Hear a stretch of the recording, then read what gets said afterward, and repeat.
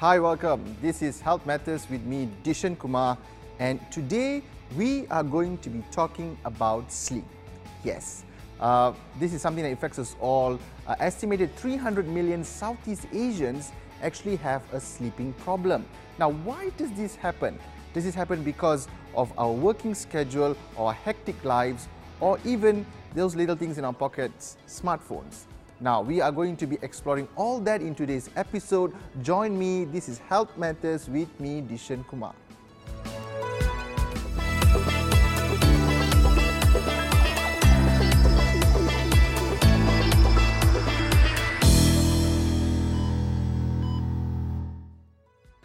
All right, thank you, Dr. Sampson, for joining us today. My pleasure. So, in conjunction of World Sleep Day,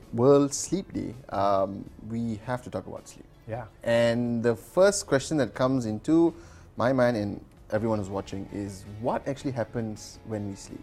Yeah, that's a great question. So it's a beautiful process because your brain actually changes its electromagnetic waveforms, right? So you can measure this with EEG, electroencephalography, and you can actually see the physical changes between light sleep, deep sleep, slow wave sleep, and REM sleep. Okay. And all these different pieces and parts have different functions. So it's quite remarkable. It's a very complex behavior. So when you're talking about REM sleep, what do you actually mean? So REM sleep is rapid eye movement, and to your listeners, many of them might know that this is actually linked mostly with dreaming. So that qualitative experience of dreaming, about 80% of the time when you're in REM, if a researcher wakes you up, you are able to recall a dream. Now, functionally, what REM is associated with is emotional regulation. So when you get a lot of REM, what it allows you to do is filter out the emotional valence, the content of the previous experience of your day. And if it was something that was really dramatic and powerful that happened, it will tag it and say, okay, we need to remember that for the future. And then it removes the emotional energy from it, and it allows you to remember it without feeling the emotion. Oh, it's pretty cool. Like a filtering system. It is a filtering system for your for your emotions.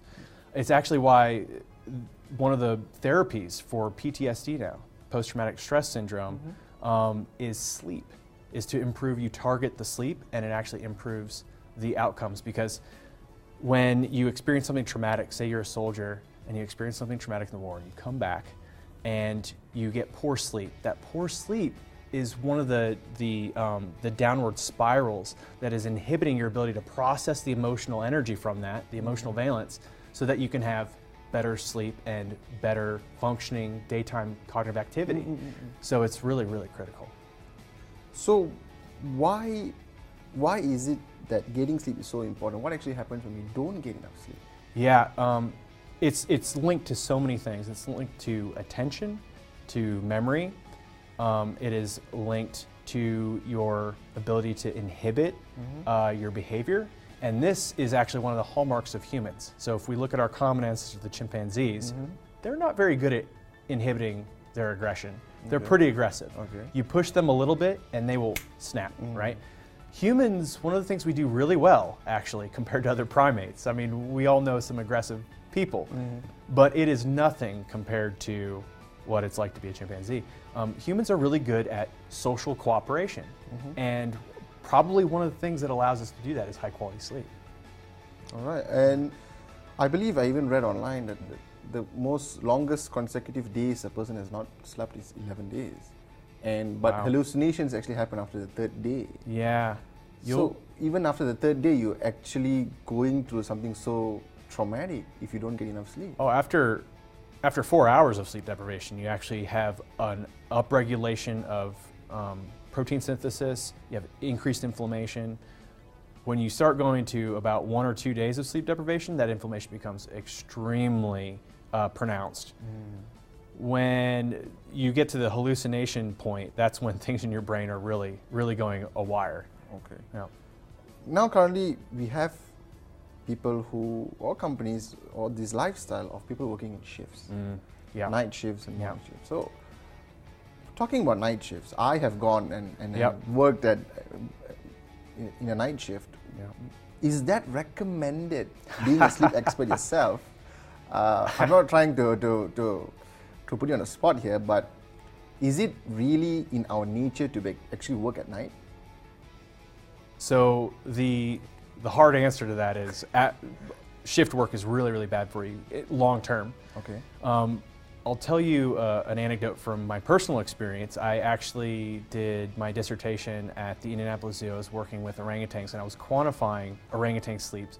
That required me to do night shifts because I had to be up with an infrared video camera at night so I could score their behavioral signatures. Okay. And so for 7 months, I became nocturnal. And I still remember my friends telling me around month 3, they were like, you're kind of, there's something different about you, Dave. Like there's something going on. And then my doctoral supervisor, he said that my emails at month 5 were starting to get incomprehensible. And like I would have bouts of aphasia where, you forget a word, a basic noun. Like I think I need to go to the store, right? And you forget, these things start really compounding. And that's because we are a diurnal species. So we're a species that is evolved to do most of our activity during the daytime and then work into our inactivity at nighttime. And is it worse if you switch between night shifts and morning shifts, or is it worse you're just doing night all the time? No, that's a really good question. So that's almost, when you're switching back and forth, it's almost like a social jet lag, right? You're almost self-imposing a disruption to your circadian rhythm, which is really bad.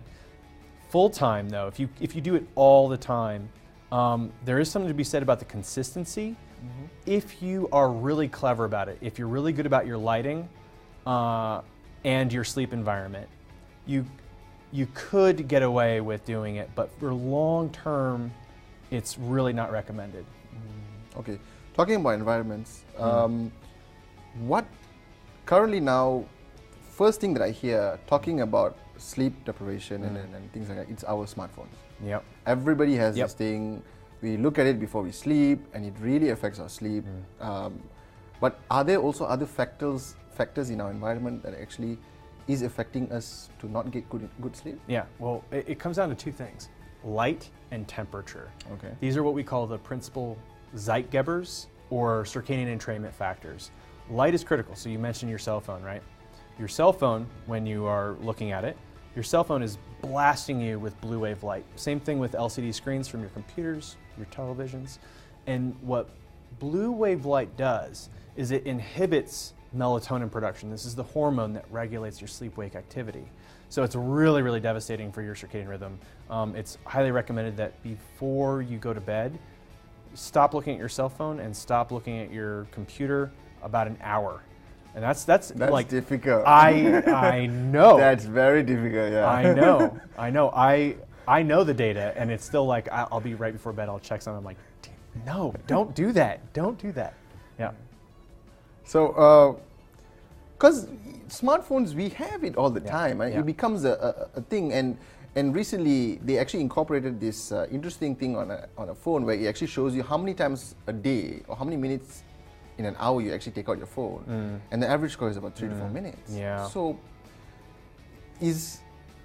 smartphones actually have like a blue light filter thing? Does that actually work? Yeah, it should help. It should help. But there's another confounding factor here, because say for example you're looking at social media, and there is something on your phone that has some sort of social consequence, like you find out that your boyfriend or girlfriend cheated on you, right? That's going to be really bad for your sleep that night. And that's a completely different mechanistic system. That's cortisol, that's acetylcholine, that's other things in your brain that are totally going to disrupt your sleep on a completely different wavelength. Okay, so thank you, doctor. We'll just be right back. After this, I think we can talk about the evolution connection and also a very interesting system that you actually brought to my attention. All right, so we'll be back after this.